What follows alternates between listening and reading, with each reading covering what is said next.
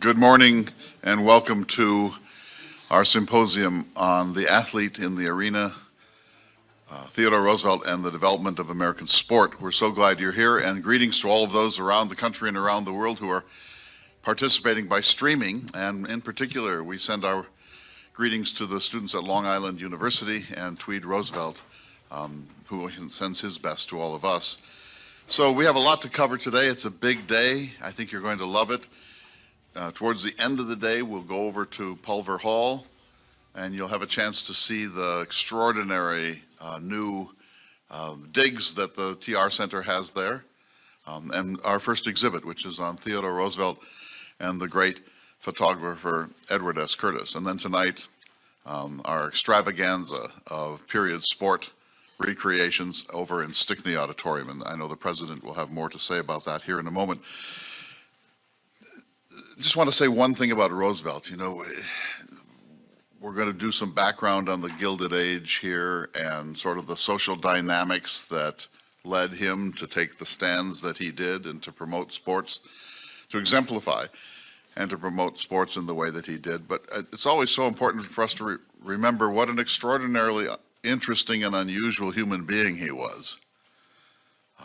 For example, when he first met Gifford Pinchot, Roosevelt was the governor of New York. He had been the hero of San Juan Hill. He came back and was swept into the governorship of New York. He served for 1 2-year term and then was advanced into the vice presidency of the United States. Pinchot wrote about his first meeting with Roosevelt, and if you've ever been to the governor's mansion in Albany, it's a big sort of Victorian pile of several stories. And when Pinchot arrived, he said that there was some kind of an incident going on because the governor of New York was lowering his children by ropes from the second-story windows because there was an Indian attack on the mansion. And so you automatically get this picture of Roosevelt. You know, that's probably the first governor who played cowboys and Indians with his children and by dangling them on ropes from the windows of the mansion. And that was just the beginning. So they have lunch, or as it was known then, luncheon. And they're talking about policy and forestry and conservation and how we can sustain the national forests of the United States, which Roosevelt thought were being denuded by really exhaustive extraction of timber.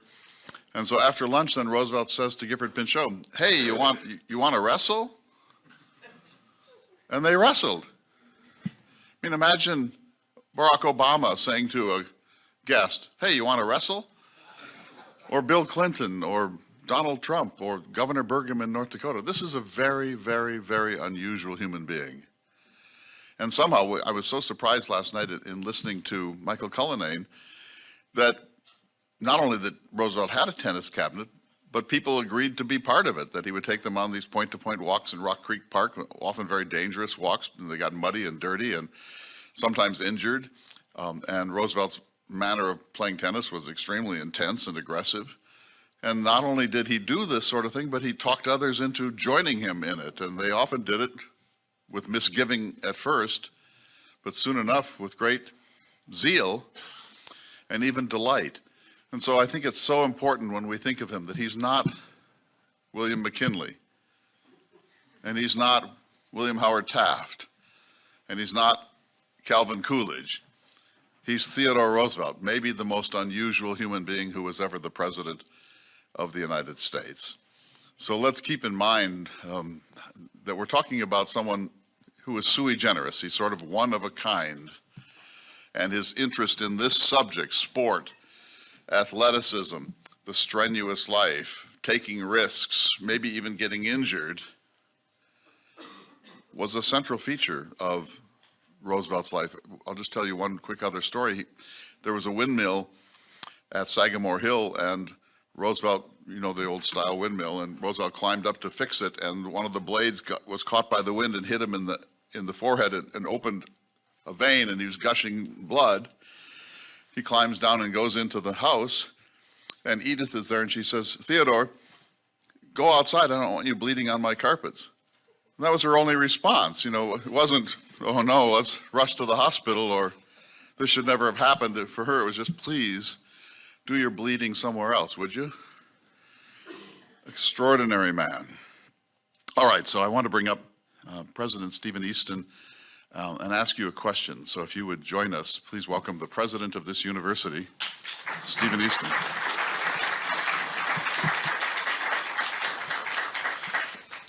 You know, President Easton, we've been at this now for 20 years off and on in different ways, and these symposia have been the centerpiece of what we do. But this year there is more news, more change, more development in the Roosevelt Center than in any previous year. And I thought, since we have a little time here, it'd be really good if you could tell us where we are and how we got to this new great moment. Thanks, Clay. This is a very exciting time in our Theodore Roosevelt work here at Dickinson State. Those efforts that have been going on for basically 2 decades are really blossoming right now through the generosity of the Rob and Melanie Walton Foundation. We have a $10 million gift to support our Theodore Roosevelt efforts. A significant portion of that gift will be used as an endowment and the funds that once the market corrects itself and we get back to the place where those things earn money, those earnings will be used to support the efforts of the Theodore Roosevelt Center. Another portion of that gift is a starting infusion of funds. $2 million of that gift is an infusion of funds to be used over the next about 4.5 years in the Theodore Roosevelt Center, and so that's going to boost those efforts, and then a third portion of those funds are for support of the second endowed chair at Dickinson State University, the Rob and Melanie Walton endowed chair in Theodore Roosevelt Studies. You heard from our first occupant of that chair, Michael Cullinane, last night. What an amazing addition he is to our faculty. The first endowed chair at Dickinson State is also relatively new. That is the Dennis and Vaughn Johnson Chair. Those of you who are local will recognize that name. Dennis was the longtime and very successful mayor of Dickinson, who managed Dickinson's growth during the latest version of the oil boom in our part of the state, and really managed it just marvelously. And he's also the chief executive officer at TMI, one of the manufacturers in Dickinson. For people that aren't familiar with Dickinson, it's kind of interesting that we have a half a dozen manufacturing facilities in Dickinson. Very unusual among North Dakota cities. We have an agricultural element of our economy, the tourism element of our economy, education, of course, with Dickinson State and the local public schools, and a very strong private schools network in Dickinson, but also manufacturing is a part of our economy. And one of the leaders there is TMI, and that's Dennis and Vaughn Johnson. So through their generosity, we have Jeff Wells. Jeff, we've been referring to you, but I don't know if you had a chance. Can you stand up so people can recognize you? All right, welcome, Jeff. Jeff has some wonderful ideas about things we can do to expand our offerings in history. As Michael referred to yesterday, another element of that of the expertise that we have in the Gilded Age and Progressive Era is Dr. William Hansard, who is one of our and William's in the back. William, thanks for being here too. He works with the archiving work at the Theodore Roosevelt Center, and also serves as our outreach person at the Theodore Roosevelt Center, and in particular does social media work. And he's the person who finds a lot of those great and Michael made reference to it yesterday. Spend some time in the hallways, because William finds the most amazing things. By the way, our little image that we used for this symposium, that has the Roosevelt as a basketball player shooting a basketball, which if you look at the image, it says it says Taft, and then the rim of the basketball says nomination. So it's obviously a statement about Roosevelt's boosting of Taft to the Republican nomination. And on Roosevelt's shirt, it says BSAC. Our amazing team at the Theodore Roosevelt Center cannot answer the obvious question, which is, what does BSAC stand for? And if they can't answer it, it means it's lost to history. That's our standard. If William, if William and Kelly and Eric can't find the answer, that means there is no answer out there. I think AC probably stands for Athletic Club. The mind wanders on what BS might stand for. But we were not able to find an answer to that question. And I don't know if anyone else, throughout the day, all of our speakers can advance a theory. Pardon? Big stick. Oh, big stick. Joe's got, it's a theory. Big stick. Oh, sure, that's a good guess. That's a great guess. That's a great guess, Joe. Also wanted to mention, Eric Johnson and Kelly Highland, who are here also or are working, and they're also archivists at the Theodore Roosevelt Center. Dwayne Junt has joined us for a special project that involves the archiving of the Theodore Roosevelt Association's publication. Just continuing the things that we have available. We got some support from the Theodore Roosevelt Association. Want to thank them for that support. And you know, a president of a university can't pass up an invitation to note that these things are possible because of private support from a whole bunch of people, from the Waltons, from Dennis and Von Johnson, and other people that have supported those efforts. So we appreciate that, and it makes a huge difference. We're a relatively small, we're not a relatively small university. By state university standards, we're a tiny university, which is one of our strengths. I don't say that with any shame. It's actually one of the things we're proud of, is that we have a very low faculty to student ratios, so our students get to know their faculty. This is our thing at Dickinson State. Theodore Roosevelt, the progressive era, we've made a major investment of resources. Our Theodore Roosevelt Honors Leadership Program, which also should be mentioned.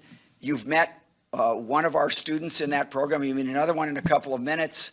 They have, I see Jake here, who's going to introduce Simon. Can you stand up, Jake, so that we can see your uniform? So everybody, if you haven't figured this out yet,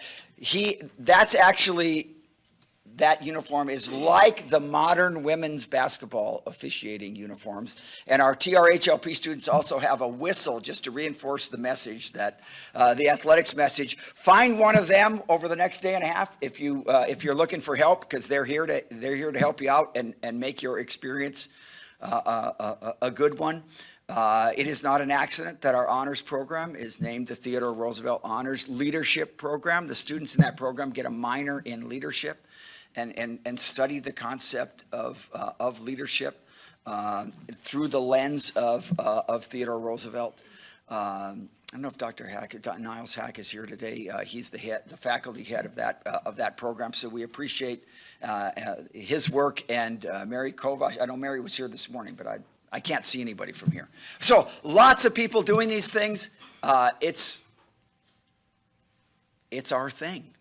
We feel very blessed to be in a geographic position to make a significant claim on Theodore Roosevelt. Not the only one. Long Island University, our guests who are watching us, they also pay significant attention to Roosevelt, as is appropriate, because that's the part of the country that he was from. We North Dakotans have a special affection for Roosevelt. His actual number of days in North Dakota is not huge, but it clearly made a big difference in his life. And he was always proud of us. You know, we're a little state. What was Severide quote? The blank spot in the consciousness. In the nation's mind. I mean, most people don't have an association with North Dakota. And so to have someone like Theodore Roosevelt spend part of his time in a very important, it wasn't a large number of days, but it was a very important part of his life. You know, of course, I'm sure everybody here knows the story of, coming out to North Dakota after his wife and his mother died on the same day, and he really basically healed his soul out in the Badlands. And it's always a big deal to us North Dakotans that Roosevelt was always proud, and it was a big part of his time here. That is, as is typical, a long answer to a short question, Clay. Can I get into a couple of mechanical things for the people that are here? Just a few things about the day. We'll spend most of the day here. This afternoon, we'll be going over to Pulver Hall for a rededication of that space. As Clay mentioned, those of you here, please be sure to check out the Curtis exhibit. Those of you accessing us online, we will have that exhibit up for approximately a year. When you're in our neighborhood, take an hour or an hour and a half or 45 minutes or whatever you have out of your schedule, and we'd love to have you stop and visit that very interesting exhibit. Claudia Berg and Sharon and Clay did the text of that exhibit. You'll learn some interesting things. One of the things that you will learn, at least that many of us have learned going through that exhibit, you will see photographs that you have seen before, and you'll learn the story of how they came about. And it's a fascinating story, and that'll be there for a year. So those of you that are in Long Island or Europe or elsewhere, you've got most of a year to come out and see that exhibit until we change it to another one. So we hope you'll do that. Clay did a wonderful job with that. Oh, a couple of other mechanical things. Tomorrow, yes, it is true that there are some weather, we may have some rain. Worry not. If we have to spend the entire day indoors tomorrow, Medora is now a day where you can profitably spend an entire day inside. There are things that we can adjust the schedule. Somebody asked Clay if the hike would still happen tomorrow if it was raining, and he said if it's drizzling, yes. Yeah. I mean, it's not. Yeah. I mean, highly likely we'll still do that. It would take thunderstorm type activity. We don't want to put you out in a thunderstorm. TR would have gone in a thunderstorm, but we've learned some things about that. So, but tomorrow is those of us in suits will not be in suits tomorrow. Tomorrow's an outdoor. We hope it will be a largely or partly outdoor day. So all of us will be in more informal clothing. I don't know if we'll be able to match Roosevelt's tennis clothes. We'll probably hear about that later in the day. He did not have classic tennis outfits, but wear Rooseveltian outdoor clothes tomorrow. Mostly here today. Then we're over at Pulver Hall this afternoon, and then in the evening we'll be in Stickney Auditorium watching what basketball looked like only a few years after its existence, or after its invention, and very different than it does today. Thanks, everyone. We're glad you're here.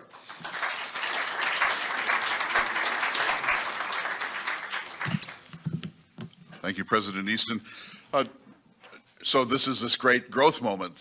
We've been challenged to accelerate the pace of the digitization of the Roosevelt papers, and of course we've been desperate to do that all along. And you want these projects to have a life so that you begin and end. And as I said last night, our goal is to create an absolutely comprehensive digital archive of everything Rooseveltian, everything that he wrote, all the letters in and all the letters out, cartoons, photographs, such limited films as exist. There's a small amount of Roosevelt audio. Then, of course, there are the children, his administration, cabinet ministers. It's a huge and growing project, and you have to somewhere put the boundaries on it. Otherwise, it just grows and grows and grows. But our goal is to be a comprehensive, definitive Theodore Roosevelt digital archive that will be available to anyone in the world, free, 24 hours a day. It's an extraordinary event of the digital revolution. And I want to say, too, that although we will greatly miss our colleague Sharon Kilzer. Chris O'Brien is the new director of the Theodore Roosevelt Center, and we're thrilled to have you, and we're eager to hear more from you in the course of this symposium. So.